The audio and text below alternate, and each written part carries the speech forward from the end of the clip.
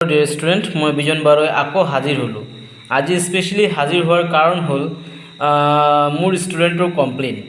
ঠিক আছে, মই last time education HS second year এটা ভিডিঅ' বনাইছিলোঁ। সেই ভিডিঅ'টোত মানে তোমাৰ ভিডিঅ'টো ক্লিয়াৰ হোৱা নাছিলে, তো সেইটো কাৰণে ষ্টুডেণ্টবোৰক নোট কৰিবলৈ অসুবিধা হৈ আছিলে। তো সিহঁতে মোক কমেণ্ট বক্সত কমেণ্ট কৰি কিনে জনাইছে। তো ডেটছ ৱাই মই ভাবিলোঁ মই আকৌ আৰু সেই ভিডিঅ'টোৱে মানে নতুনকৈ বনাই দিওঁ, যাতে তোমালোকক নোটছটো কৰিবলৈ ইজি হয়। ঠিক আছে, সেইটো কাৰণে মই আকৌ জুম আউট কৰি কিনে ক্লিয়াৰলি ভিডিঅ'টো তোমালোকক বনাই আছোঁ। এইটো প্ৰিভিয়াছ 2012 কুৱেশ্যন পেপাৰ হয়। গোটেইকেইটা ইম্পৰ্টেণ্ট কুৱেশ্যন হয়, ৰিপিটেডলি আহি থাকে। তোমালোকে চাই লোৱা ভালদৰে আৰু নোটছবোৰ কৰি ল'বা। যদি ক'ৰবাত বুজিবলৈ প্ৰব্লেম হয় মোক নিশ্চয় তোমালোকে কমেণ্ট বক্সত কমেণ্ট কৰি কিনে জনাব পাৰা। চ' চাই লোৱা, এইটো ফিল ইন দ্য ব্লেংকছ হয়। ঠিক আছে, ফিল ইন দ্য ব্লেংকছ হয়, তো মই লিখি দিছোঁ এইবোৰ। আৰু ইয়াতে মই একচুৱেলি তোমাৰ ফিল ইন দ্য ব্লেংকছটো দিয়া নাই, মই ডাইৰেক্ট এনচাৰটোৱে লিখি দিছোঁ। জাষ্ট আণ্ডাৰলাইন কৰা ৱাৰ্ডটোত তোমাৰ মিছ থাকিব।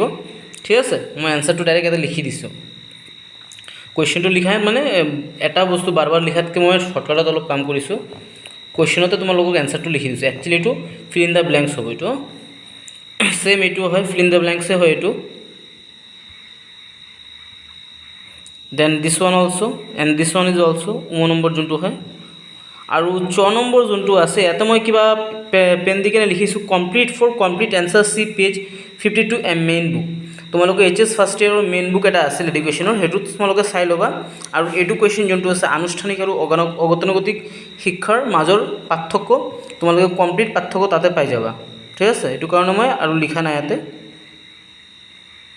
আই হোপ তোমালোকে এতিয়া ক্লিয়াৰলি চাব পাৰি আছা আৰু তোমালোকৰ এতিয়া কমপ্লেইন নাথাকে যে ছাৰ ভিডিঅ'টো ক্লিয়াৰ হোৱা নাই। ইম্পৰ্টেণ্ট কুৱেশ্যন হয়। নেক্সট পেজত আমি গুচি যাওঁ।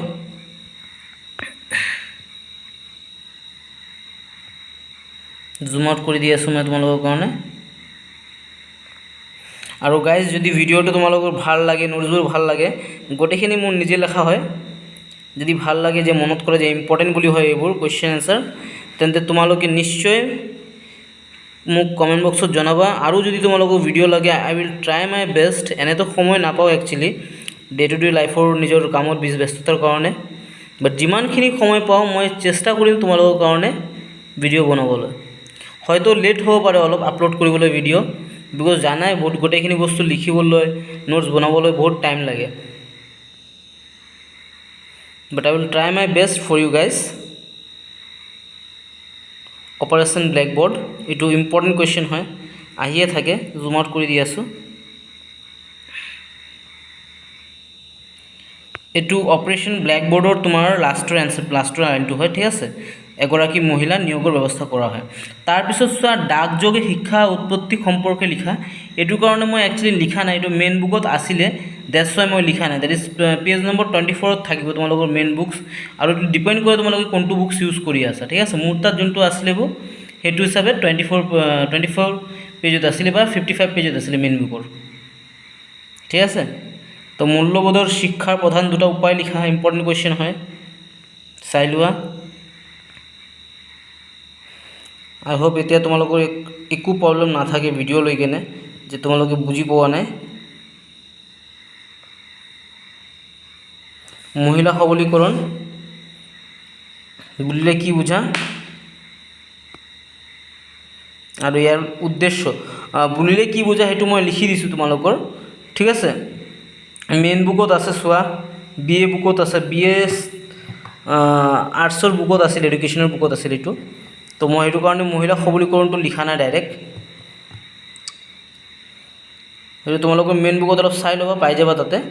বাট তাৰ উদ্দেশ্যটো মই লিখি দিছোঁ ইয়াতে, যিমানকেইটা পাইছোঁ। ইয়াতে 2টা আছে আৰু নেক্সট পেজত তোমালোকৰ 3টা আছে।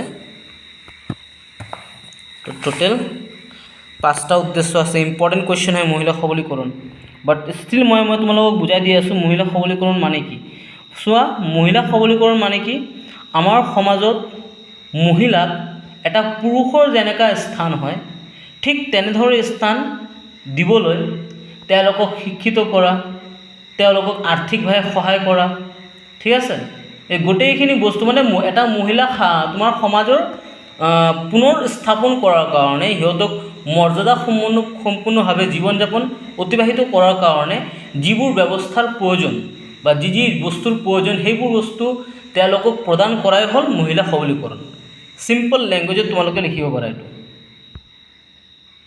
লাইক হেল্থ ৰিলেটেড প্ৰব্লেম আছে, সিহঁতক হেল্থি লাইফ দিয়া, ঠিক আছে। দেন তোমালোকৰ ফাইনেন্সিয়েলি হেল্প কৰা, এডুকেশ্যন প্ৰভাইড কৰা, ইহঁতৰ কাৰণে এমপ্লয়মেণ্ট ব্যৱস্থা কৰা, মানে চাকৰি বাকৰিৰ ব্যৱস্থা কৰা, সেই গোটেইখিনি তাতে আহি যাব কিন্তু। তো তোমালোকে সেইবোৰ বনাই কেনে লিখিব পাৰা। দেন এইটো মনোযোগক কিয় মনৰ এক নিৰ্বাচনধৰ্মী প্ৰক্ৰিয়া বুলি কোৱা হয়। Very very important question guys. মই আকৌ জুম আউট কৰি দি আছোঁ, এইটো চাই লোৱা তোমালোকে, কুৱেশ্যনটো চাই লোৱা।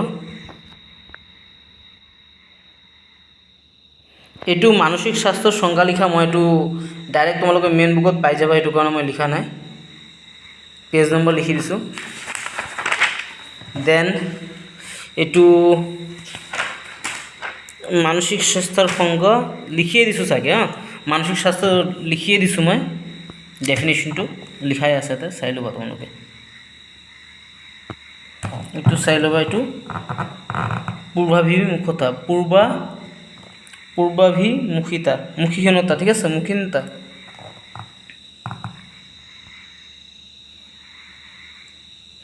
দেন ইয়াতে আছে এটা ৰিলেশ্যনশ্বিপ। নৰ্মেলি কি হয়, তোমাৰ মিন মোড বিডিয়নৰ এটা সম্পৰ্ক আছে, সেই সম্পৰ্কটো নিৰ্ণয় কৰাৰ এটা সূত্ৰ হ'ল এইটো, ঠিক আছে।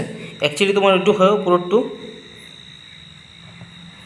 বহুলক, ঠিক আছে, mode equal to 3 median minus 2 average, তাৰমানে বহুলক সমান 3 মধ্যমা মাইনাছ 2 গড়, ঠিক আছে। এইটো হ'ল ফৰ্মুলাটো, ইংলিছতো মই লিখি দিছোঁ।